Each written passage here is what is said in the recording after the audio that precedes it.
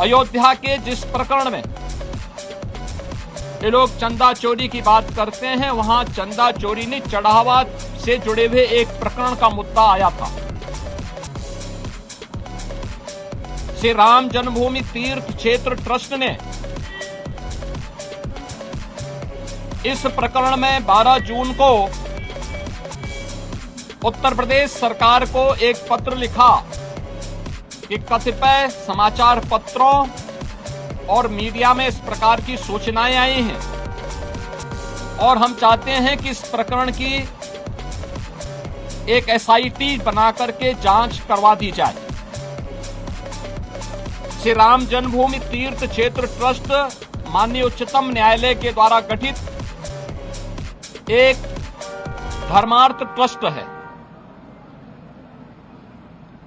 राज्य सरकार इस मामले में कोई हस्तक्षेप बिना ट्रस्ट के आग्रह पर या माननीय न्यायालय के आदेश के बगैर कोई भी निर्णय नहीं ले सकती थी। ट्रस्ट ने अपील की, अनुरोध किया। राज्य सरकार ने 13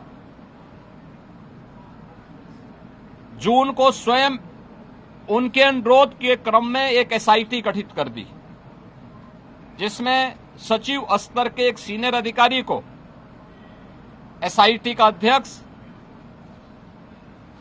आईजी रैंक के एक अधिकारी को उसका सदस्य और वित्तीय मामलों के विशेषज्ञ एक स्पेशल सेक्रेटरी रैंक के अधिकारी को उसका सदस्य बनाकर के इस एसआईटी को काम दिया गया कि वह अपनी रिपोर्ट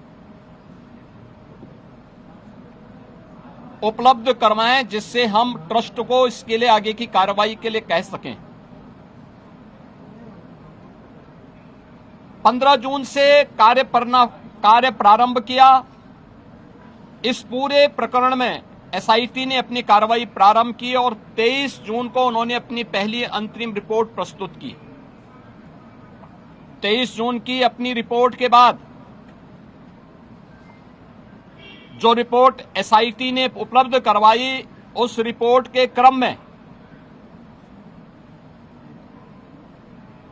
उत्तर प्रदेश सरकार ने ट्रस्ट को उसकी सिफारिशों को उपलब्ध करवाया और ट्रस्ट ने 25 जून को इस पर एफआईआर लॉन्च करवाया। अयोध्या में एफआईआर लॉन्च हुई। एफआईआर लॉन्च होने के बाद उपलब्ध साक्ष्य और प्रमाण के आधार पर कुल 8 लोग पकड़े गए, जिनमें 6 लोग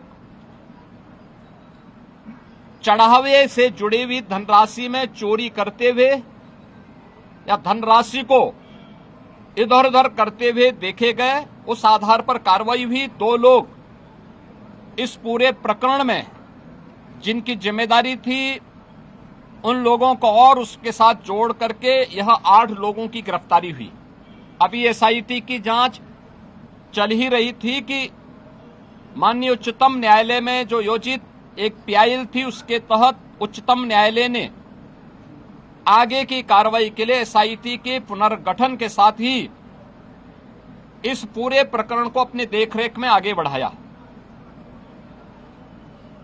इस मामले में किसी भी साधु संत का कोई संलिप्तता प्रारंभिक जांच में एसआईटी की प्रारंभिक रिपोर्ट में कहीं भी नहीं पाया गया।